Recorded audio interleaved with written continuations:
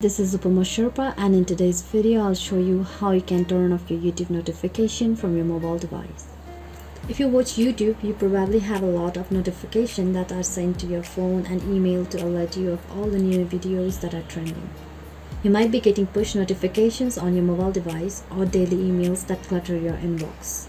If you want to receive push notifications and alert from YouTube on your device, you can update your preferences in your device settings.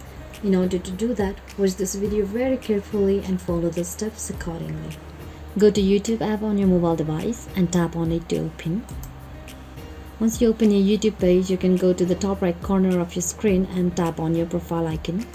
Here, go to the bottom of your screen and tap onto the settings option available. And here you can see various options available. You need to go to the notification option and tap on it. In here you can see the enabled and disabled options for your YouTube notification, so you need to go to subscription first and tap on the toggle next to it. Once you do that, you won't be notified about the activity from the channels you have subscribed to from now on. You can also customize other options manually as per your need. So this was it, guys. Thanks for watching the video. Don't forget to hit the like button if the video was helpful, subscribe to the channel and stay updated for more videos like this. Bye bye.